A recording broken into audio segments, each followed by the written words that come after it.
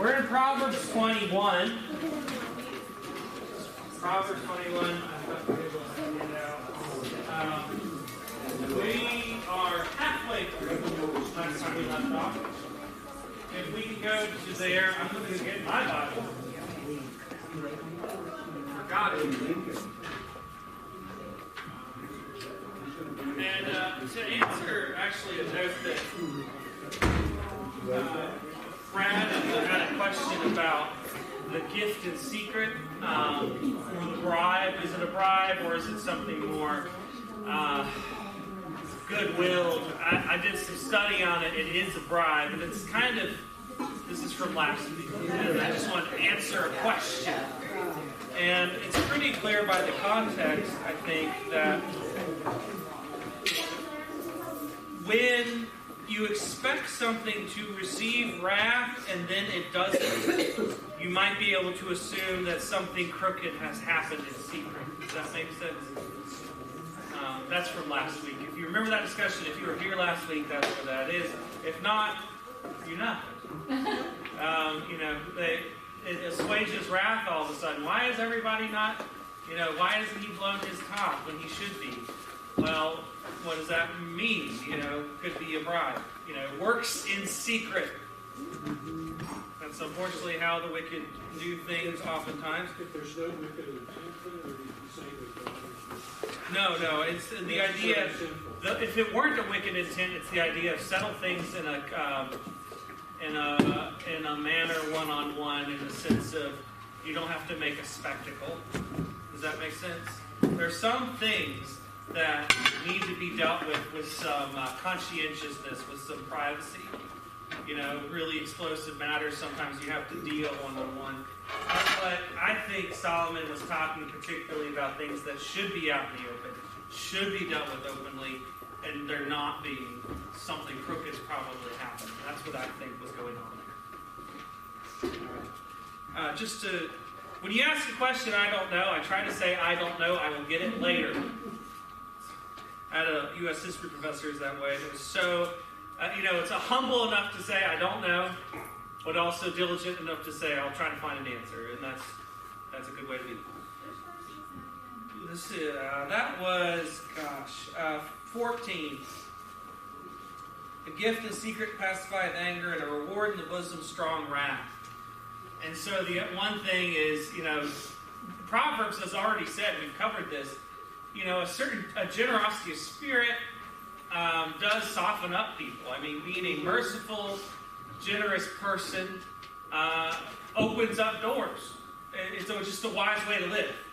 It's not all about getting ahead, but there is a wise way.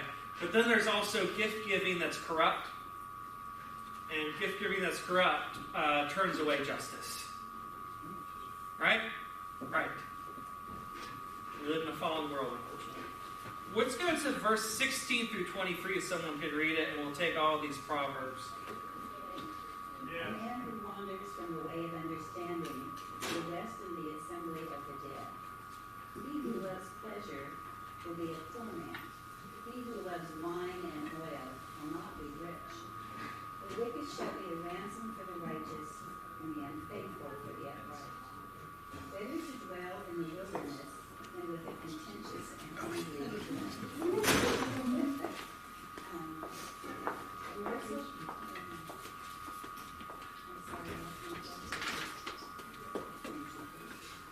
There is a desirable treasure and oil in the dwelling of the wise, but a foolish man squanders it. He who follows righteousness and mercy finds life, righteousness, and honor. A wise man builds the city of the mighty and brings down the trusted stronghold. Whoever guards his mouth and tongue keeps his soul from trouble. Amen. That's a good one. Let's break these down one by one. First of all, wisdom or death? See that? Who departs from the path of understanding, the way of understanding, finds himself in the congregation of the dead, the assembly of the dead. What a picture. What a picture. Part of this picture is about you must persevere in the pursuit of understanding, which, as we already know, is necessarily lived out. You've got to keep after it. You've got to keep pursuing understanding, and that includes how you're living. You've got to keep on keeping on. People can start and not finish. And, I had a friend of mine say this. It's very hard to finish well. It's very hard to finish well. You can accomplish a lot of things even in your youth, and then you still need to finish the race. And it reminds me a little bit of the parable of the seeds and the sower and the soils. There's that seed that falls on soil and it sprouts up real quick, but then it dies out, doesn't have the roots it needs. And it's talking about a sort of person, a sort of heart. And we need the heart that perseveres. Also, as we have seen, what company do you want to keep? Is a question that keeps showing up in Proverbs. What company do you want to keep? Do you want to keep company with wicked men that want to prey upon the innocent and do get-rich-quick schemes? Or do you want to be in the assembly of the wise and the courts of the king and all this sort of thing? And here, the question is really interesting because, do you want to dwell with the assembly of the dead? Do you want to be in the council of the dead? Right? Are you with the dead? We are in agreement. Do you want to be in that Congress, that enclave? Whatever you want to call it. It's an assembly, right? It's a gathering of the sort of people. What are they? They're dead. Do you want to be found in their assembly? No, you don't. And in many ways, this is also talked about in Psalm 1. Right? He doesn't walk in the way of sinners. He does not stand. He does not sit in the seat of the scornful. Remember scorn. We're going to get back to scorn in a second, I think, today. The foolish, proud person who scorns, right? He makes fun of all the time. That's a sign of foolishness. This makes sense, right? We think that maybe today I can give myself off. Right, I'll give myself the day off. There's what I want to say. I'll give myself a day off from understanding. Do you feel like that? It's like, I've earned it. Time to be stupid. And it is a mentality. It is a strange deception that we pull on ourselves. I'm tired. Time to give myself a vacation from morality and wisdom. No, it's not. You're on the clock all the time in that pursuit. Doesn't mean you can't rest. It just means what? You must be vigilant. You must keep your soul. You must pursue understanding. You got to keep on keeping on in that way. As far as I'm concerned, if you're breathing still in this mortal life, your quest for understanding continues. You are still in the pursuit of wisdom, particularly wisdom incarnate, Jesus Christ. And so that never stops. It's like, well, I'm 70, I'm 80, I'm not, what? I don't care how old you are, it doesn't stop. Just this pursuit of seeking the face of wisdom incarnate. Make sense? All right. Next one, verse 17. He that loves pleasure shall be a poor man. He that loves wine and oil shall not be rich. All right. The habit of indulgent and luxurious living will impoverish you. Who needs to be told this? All of us. Probably the young. The young, particularly young. Don't get old. Also, Go ahead, Becky. I would say also older people who get inheritances. Okay. It's not just the young, because there could be people who can squander something that has been given to them as an inheritance. Put the context here, too. Think of the context of where this would be relevant. Well, if you did not learn how to work and save and honor God when you were younger, and yet you have family who take care of you, then you don't know how to live in a right. in a Make godly do way. with less. Yes. So, by extension, what kind of family is this young person probably from? Well, Well, Ah, right? yeah, Because Solomon's writing to his son. He's Yeah. writing to a prince right. and to his fellows who are probably of the nobility, of the elite of the time. Leaders. And the idea is that if you come from that sort of a status, estate, there's an illusion there where you're weighted on hand and foot and the good times roll because of the efforts of your parents and grandparents. And therefore, the kind of habits you decide to take on for yourself Yes. can be really destructive. Because there's no guarantee that's how things will always be for you, for your country, for your city, whatever. That can be taken away. That's what Solomon often observed in Ecclesiastes. That's what Job's story teaches us, right? The wisdom literature is connected about you could go up and down. And so when the times are up, the kind of habits and character you're building for yourself is really important because the wheel can keep turning and it starts going down.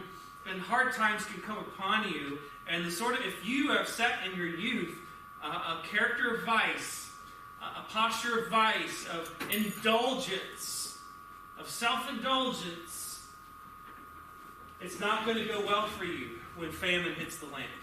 Well, I think you've given an example of Father Scott has is people that have built their wealth aren't as concerned about losing it because they know they can build it again. That's Brad's point when Yeah. he's done financial advising. Yeah. People who are inheritors are terrified and often stingy because they don't know how to get it back. And they've always had it, and they can't imagine life without it. Right. The money thing, right? And those that are first generation, that built it, are like, I can always get it back. I know how it works. I can do with less, right? You meet people, they live in a double wide or even a single wide, right? And I don't know, but they start off from there. They know they can live through that. They can endure it, and then boom, right? There's a courage that comes there, and there's also the virtues and habits necessary. And even if you come from that and in somewhere else, when you get that prosperity, what do you do with it, and what does it do to you? Because you can be corrupted by covetousness. You can be corrupted by self-indulgence. It's a day-by-day sort of thing. Well, Yeah, go ahead. no, I was going to say, it ties in with the sermon today, or the message today, where these are the people who are going to sit at the seats at the front and Right. their entitlements to, for their wealth and privilege. Right. Oh, Yeah, go ahead. I thought of one other thing. That the word says, "Give, Yeah. and it shall be given unto you, good measure, pressed down and shaken together." So if your heart is open to whatever God brings before you, Yes. and you're willing to enter into that, Dependence. yes, you're willing to do whatever needs to be done. That's why. That's a form of giving that will always bring Yes. blessing back.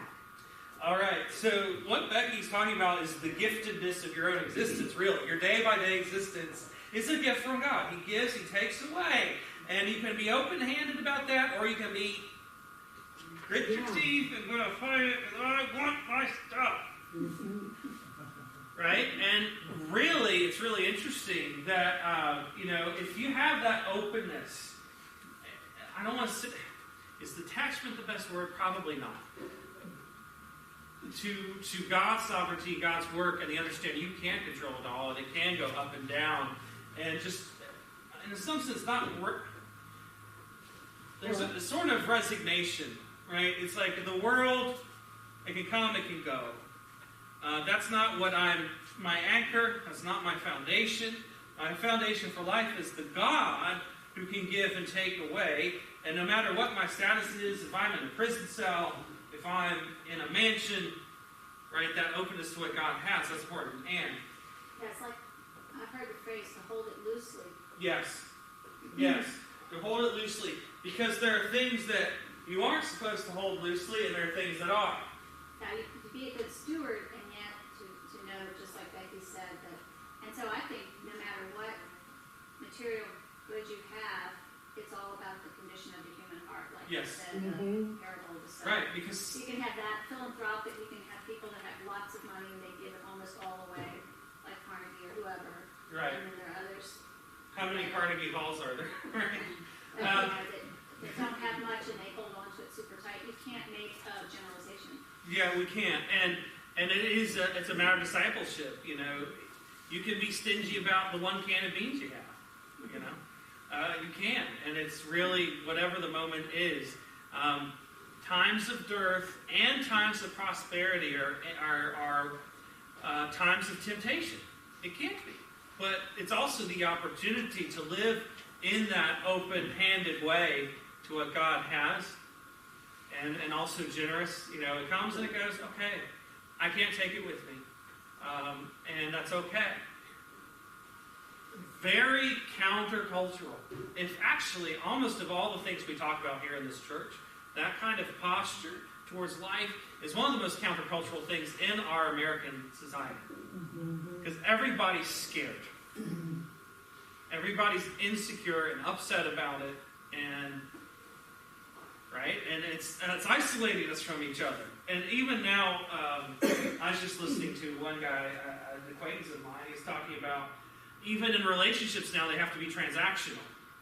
And the young people don't want to catch feelings with these transactional relationships they have with people they're with romantically. But it's not really romance. It's about how much can I get from that person with the least amount I put in? Because they think of it almost in a business transactional terms. Because in good business, it's the less I have to pay for the most I can get. And they start using that consumeristic way with relationships. And you can't do that with human relationships. If you want them to thrive, you want to prosper, you want to live. It's stingy, right? Yeah, People and used to say in the service, of thine own have we given thee, like with the offertory, it's all God's. right. So of thine own have we given thee back. Yes. And I've got that one memorized, right? The blessing of giving, and then receiving. But I need to probably memorize some more of those sentences because there's so much theology there in terms of our tithing, in terms of how we give to others. All things come from thee, and of thine own have we given thee, or something. Yes, So because all time, your body, everything.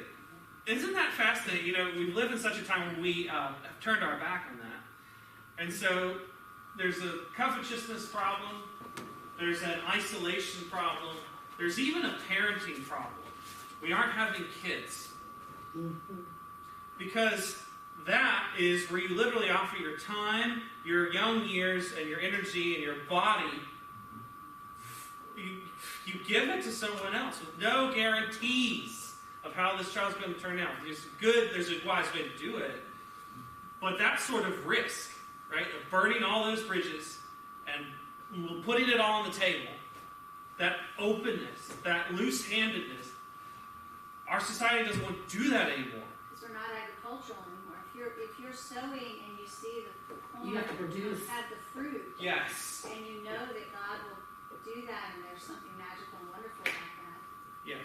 That was baked into the American culture Right. for a long time. And all cultures have used to be very agricultural. And what's important to remember about the context of Proverbs, this is perhaps the first generation of Israelites that weren't farming or herding. They are in a city. Dad's the king. I'm a prince in an urban context. I need the same wisdom that Grandpa David did when he was dependent on God for the sheep. When he's dependent on God for protection from wolves and bears. Right? And he puts skin in the game. And Solomon seems to think that even if you're in a more luxurious setup, in a more luxurious context, you can still pursue wisdom and virtue. I need to hear that news because my grandfather had a lot harder than me, and that formed his character. I didn't have that. But I still need the same wisdom he did. I still need the same godliness that we all do. We all perhaps have this story. I have one more thing. Yeah, one more thing, yeah. I've had a lot of involvement with a black church in the inner city, and I have seen the fruit of that particular scripture in their lives when they have next to nothing. They all because their pastor teaches them to tithe, the tithe comes first. Yeah. And I have seen those people go from no education to the next generation is getting a college scholarship. I've seen that prosperity flow into the next generation because the ones who had so little were giving of the little that they had. I've seen it. Yes. And Yes. it's just Yeah. an amazing thing to witness. And this is important to remember for our own child rearing. They don't need all this stuff. No. They need you. They need the discipleship. They need the wisdom. That's what they need. That's what will always be needful. And you don't have to, you don't, it never does depend on your bank account of whether they will truly thrive or not. Very sobering to think about because we can always forget those priorities. Anyway, let's go on to the next verse. Interesting proverb. What do you think that means? The wicked shall be a ransom for the righteous, the transgressor for the upright. Ransom is for something of when you're kidnapped or you're in prison.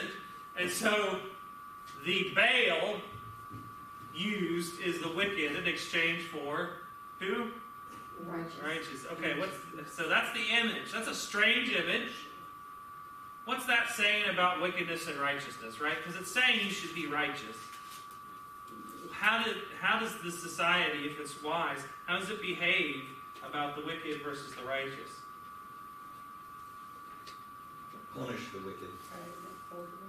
Yeah, in some sense, but also, that's God, particularly. On the day of judgment, the wicked are brought low, they are sold off, and the righteous are redeemed, they are brought back, they are ransomed. But what else? That's the point I wanted to point out theologically. I'm glad we went there. What's another sociological insight?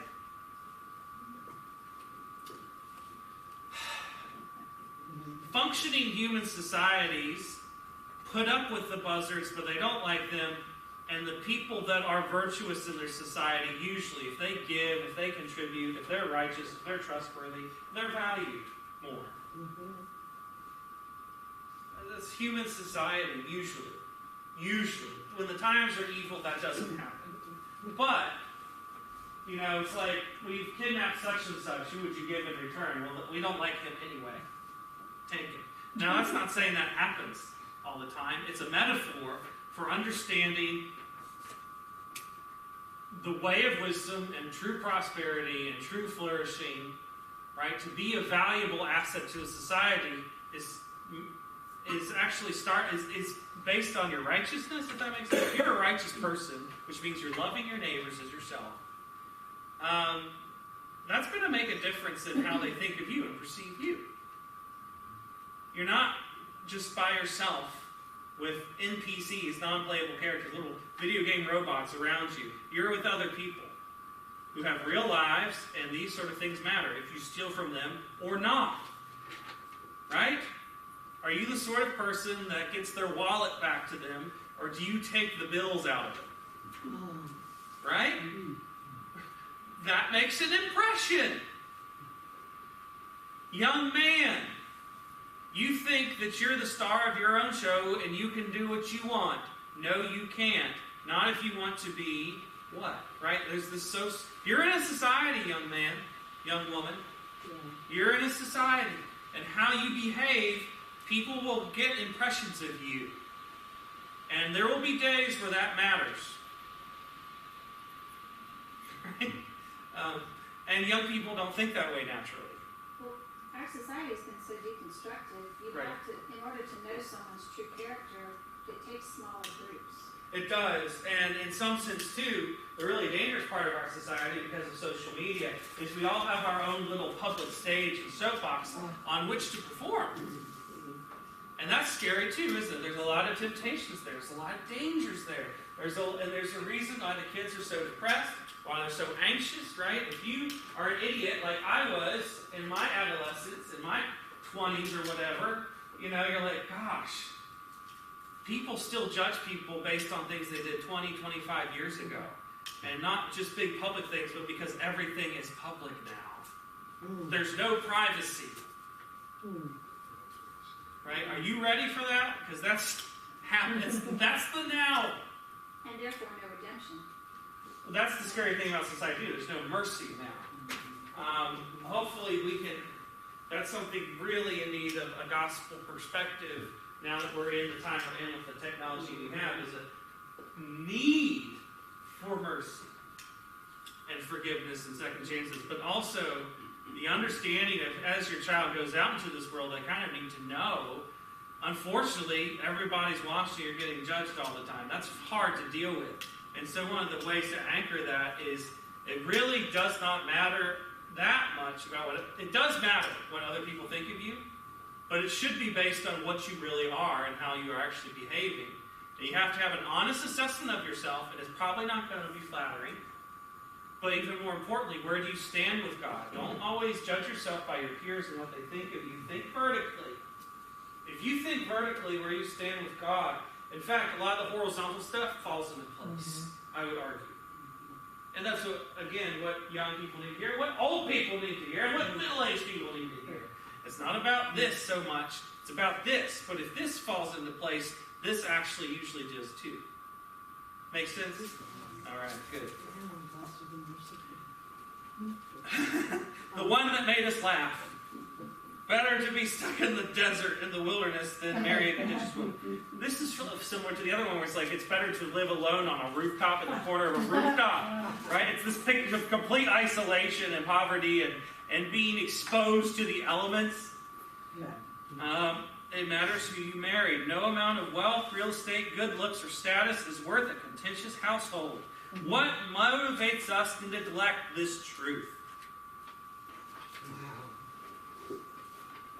What can motivate you to neglect this? It's like, I'm going to marry this contentious woman because what's the trade-off I get? Status. She's in like the status family. Lust.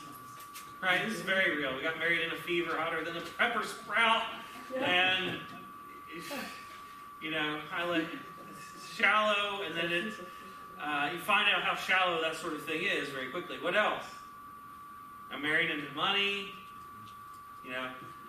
Better, you can get married to someone who's contentious and get a mansion thrown in, but it's not worth it. It's not worth it. If you marry for money, You'll earn everything. That's the old one, right? And it's the same truth. And Solomon draws our attention, he's being inspired by God. He draws our attention to the importance of our domestic lives. Again, that's another point of neglect for our culture. It doesn't think a lot about household, how to manage one, how to live in one. Solomon's keenly interested because this is where wisdom comes in. You want to be marriage material. You might not get married, but you want to be a good candidate by being wise, by being this sort of wise person. That's married. Get that sorted out. Yes. Well, today, young women are just so conscious of having a career. They don't even think of that young. This is important to consider. It is. It's killing us. Remember I said, you're not having kids. It's literally killing the society because there's a lot of kids in the future.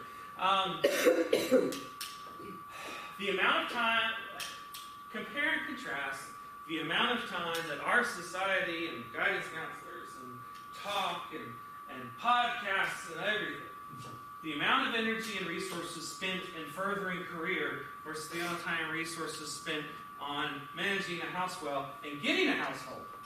Such as getting married. What's the process of courtship? From getting from single to married. How does that even go? We have even lost that script. We have lost that script. We have lost it. Killing us. We've lost the script of how do I get to have conversations with a person, get to know a person, what are the spaces where I can do that without expectations of immorality and all the tension that's put on that. Nope. Right? When you have an expectation of purity and morality, that releases certain tensions from romantic dating relationships, right? Because that's not always, that's the hookup culture, that's the pornography culture, unfortunately. And then also, pornography is just so accessible and easy to get. real marriage and a real relationship is hard. It takes risk. You can have your heart broken. And even then, you're thinking about what it takes to be a father, what it takes to be a mother, what it takes to be a husband, what it takes to be a wife. It's better. It's better than this isolated thing we're offering, even if you have a great career. They've done studies about people in their older years. What do they regret? What do they not regret? It's interesting. One of the points they never regret is having kids. And one point they do regret is not having more kids. Yeah, that's nobody talks about it. I'm talking about it, and there's studies that are doing this, but it's when you start hitting those ages. I mean, my generation, we like to travel a lot, right? And indulge ourselves and have all these experiences, and children throw out all of our dreams and goals. And you can say, I hate children. That's what our society is doing. I hate children because they do that. Or you could say, my ideas and goals were stupid. Or less lofty than I thought they were. I needed to reassess, and parenthood forced me to reassess, and that was a blessing. And then when Christmas rolls around, who's there? And even then, when we are single, and we're called to singleness, or we're stuck with singleness, and that's where we are. It's a system thing now. If it's a system, it's not based on your agency, right? It's just the way the world is working now, and it's not working well. And you're stuck being single, or you want to be single. Either way, if other people are doing other things, you can still be brought in, right? I have one of my mentors growing up. She was single. She's in her late middle ages. She's like, I love going to my sister's house. I like to be the best auntie. And she has that family. And she's also very active in her church. And she was very active. She was part of the running leadership of student life at our college. Guess what? Who is she dealing with? Young people. She's able to deal with these things, right? There's not one path in terms of wisdom, but in terms of where our society is, even that could be broken up, right? If we take on our foolish society's values that doesn't take care for our shared life together, right? Even she, who's single, is left in the cold. Married people are, it's... So in some sense, in terms of our life as the church, it has to be reoriented around, no matter whether you're single or married, what's a healthy view of human society? What's the grain of the world that God's made? How is our world turning against that? And how do we offer an alternative? I'm sorry I've gone off on that rabbit trail, but the times are what they are. It's talking about marriage, and I don't want to say you have to be married. It's not a universal vocation. Paul says it's not. But we live in a time where the rates are plummeting, and it's not a good thing, right? There's a cultural script or set of cultural scripts that are really failing us, and the church can't adopt it. And we have to proceed wisely with the understanding of the shared life we can have in wisdom together, whether you're single or married. And we need that. Because if you fall off either side of the horse, buying into the sterility thing, or going into almost a cult where everybody has to, there is that version, right? That's out there. It's on the fringes, but it's out there. And the norm is crazy, and you got to stay on the horse. But I'm trying to think in terms of thoughts. What do we need to be thinking on talking about? All right. Sorry I'm going so slowly through this. Next one. The fool squanders everything and ends up impoverished, even when he inherits great riches from a wise man. Verse 20. There's treasure to be desired and oil in the dwelling of the wise, but a foolish man spends it up. So the wise man, he spent all his life being wise. He's been frugal. He's been diligent. He's been blessed. He dies. It goes to the fool. He spends it all up. It's gone. Because he's the problem, not anything else. He's his own worst enemy. And this is a vanity. Ecclesiastes talks about this. I think Psalms does too. Where you have this dynamic of wise people build up riches and then the inheritor is an idiot. And it spends it all. And he ruins it. He brings it to ruin. And this is hevel. This is vanity, the going and coming human life. And it's real. It still happens. So Make sense? We're doing it on a societal level. Yes, we are. Living for the moment and not Yes. Right. storing up for the future. And the fabric is frayed and gone. And so, how do you make the fabric? That's the question the church needs to be asking. How do we enact and make fabric instead of unraveling it? Just study Proverbs. Yeah, that's what we're doing. Hopefully this helps. And pray. And prayer. And there's ways of living. Yes. There's ways of living that we can live out. Next one, 21.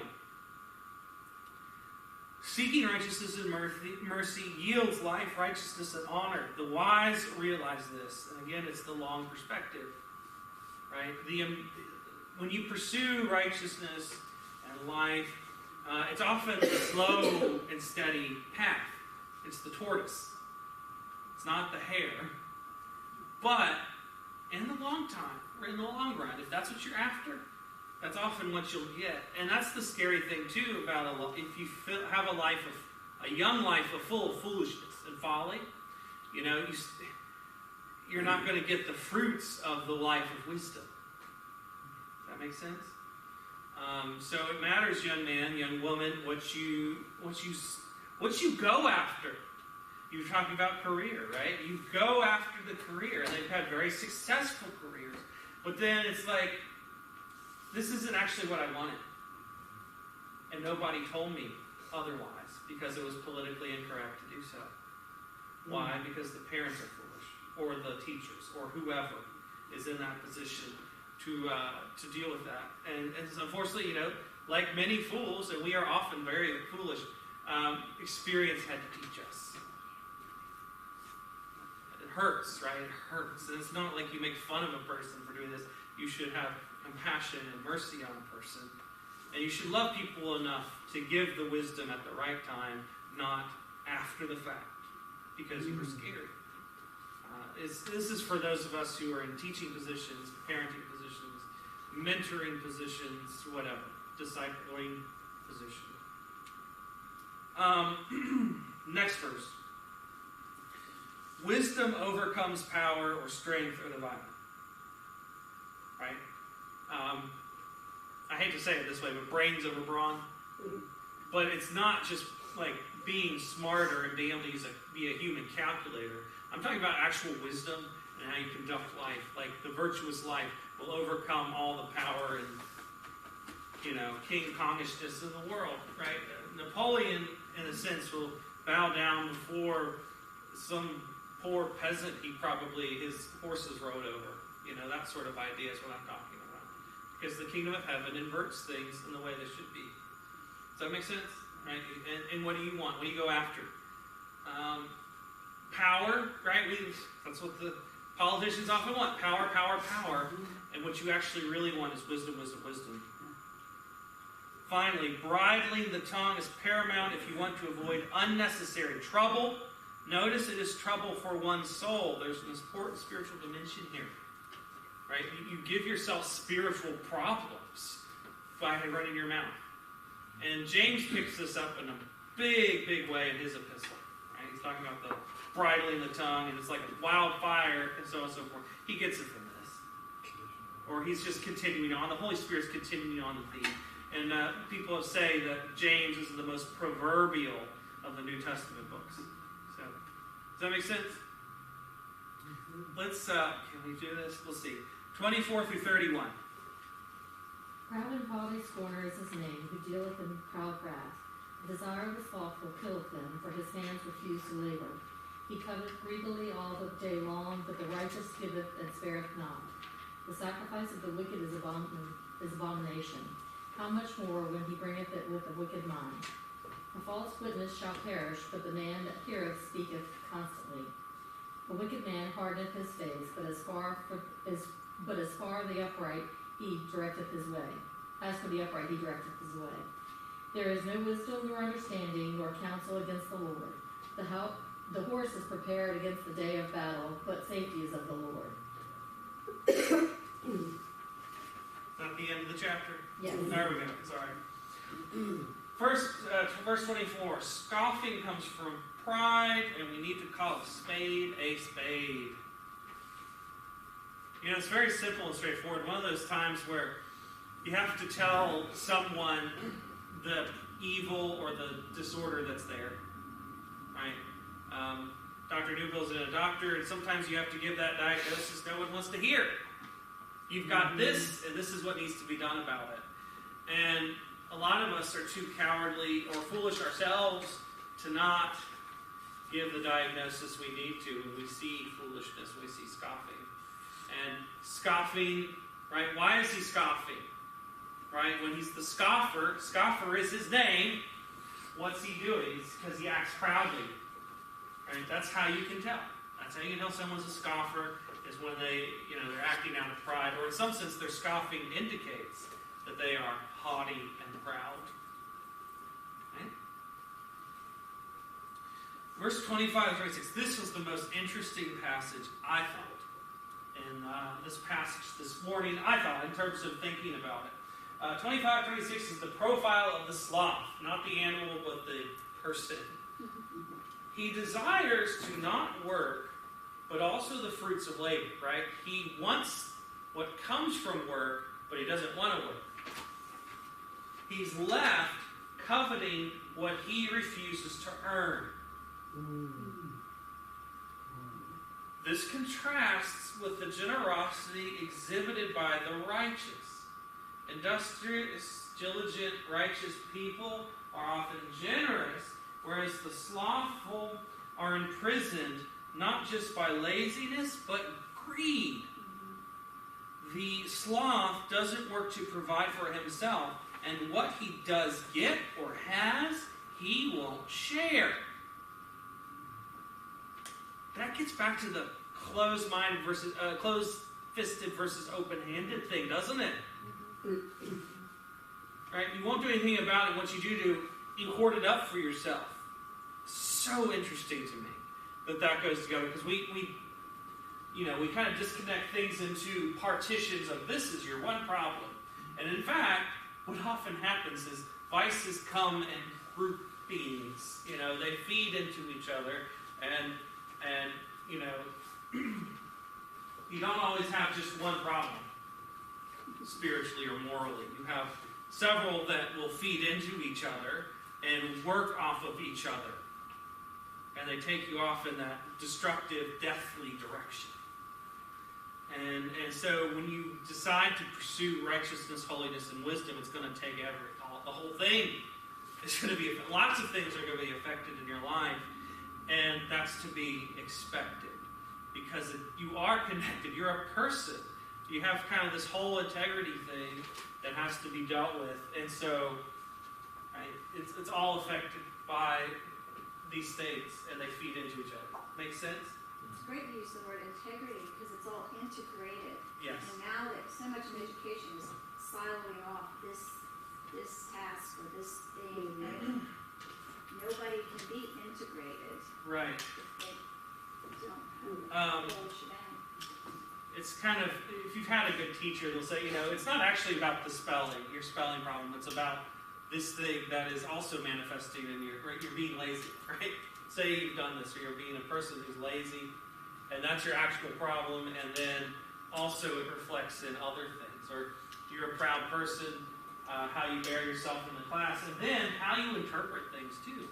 Like, if you're doing literature, right? If you're an arrogant sort of person, what you're going to perceive and fail to perceive, or fail to apply to your life. You can even be a genius in the text and then fail to apply. There's all these ways.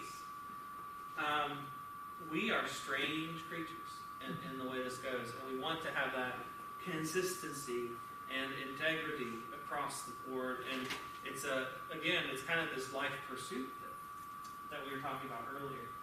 All right. Next one, verse 27. Religiosity and other outward proprieties are ugly when done by the wicked, especially when they are engaged in for wicked purposes. So you can use religion. When religion is abused and manipulated by the wicked, and it does happen, it's an ugly, despicable thing. The wicked will use religion for wicked purposes.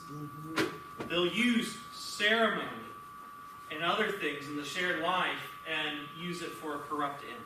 And it's horrifying, it always will be horrifying, and God hates it.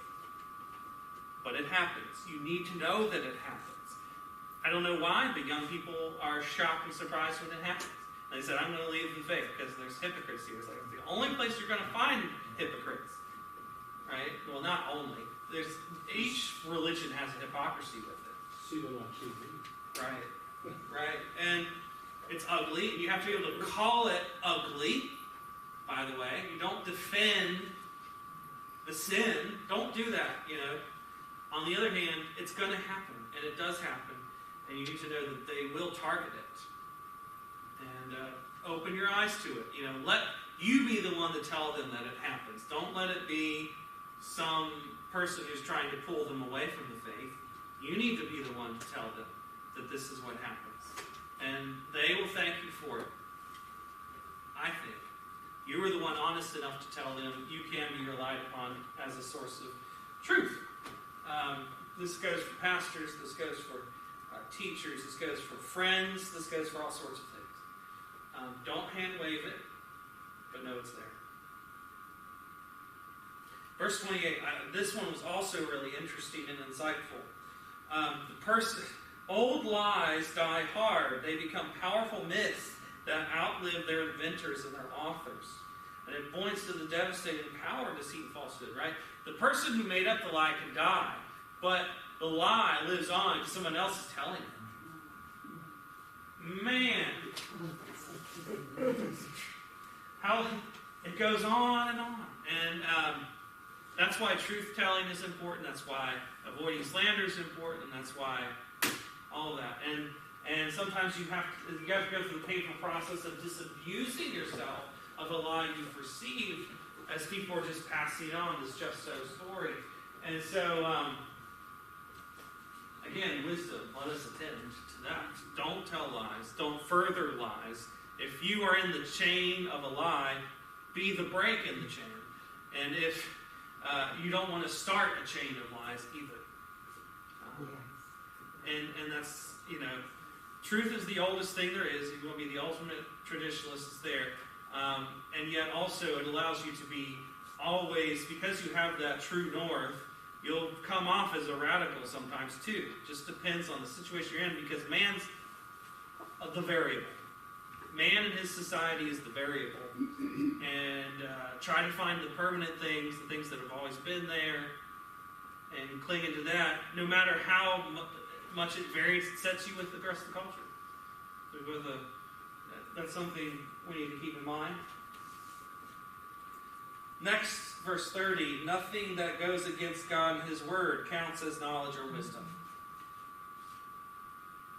Nothing that goes against God and His Word counts as wisdom. That doesn't count.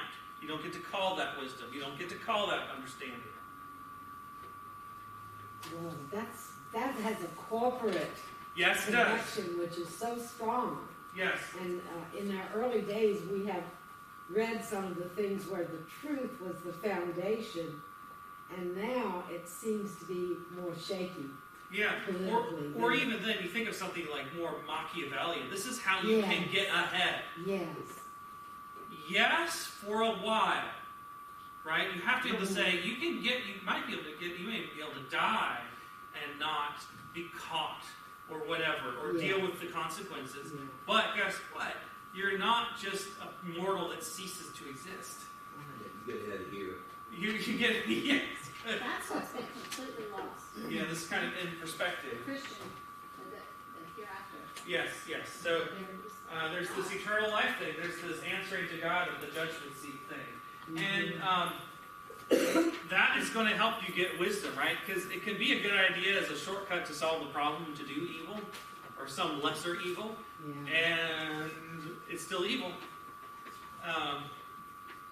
right? And you can get ahead, you can get power in this life by things that are wise, but because they're evil, they're not actually wise.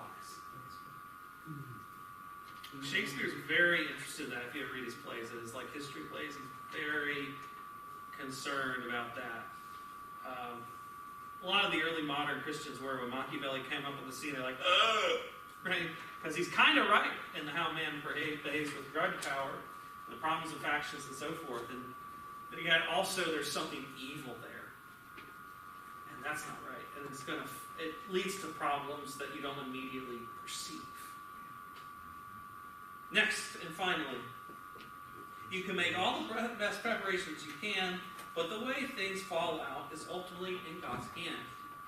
As such, no need for desperate sinning, and no defense for vanity or arrogance. Right? A horse is strong, it's good. You can have a horse, a well taken care of cavalry regiment. You know, horses are strong. That is a factor. And yet, God's full of surprises. And so you can prepare all you want, and it's a fine thing to prepare as a steward, but also understand that it's ultimately in God's hands. Be humble. Be humble. Right? What if there's a horse plague? Right? This sort of idea, right? Or you think of Barak and Deborah and the chariots of Sisera. Am I remembering my biblical name? The chariots of the other army, this brand new technology, and yet God sends. It's no problem for God to deal with. And so if that's no problem for God to deal with, there's a lot of other things too, right? It applies to all of your life. Make sense? All right, God bless you all. That's our lesson for today. Next week, we will have a guest speaker, and then after that, we'll go to Proverbs 22. Let's pray. Father, we thank you for the wisdom of your word. We ask that we would incorporate it into our own lives, and that you would guard us and keep us in the week to come. In Christ's name, amen.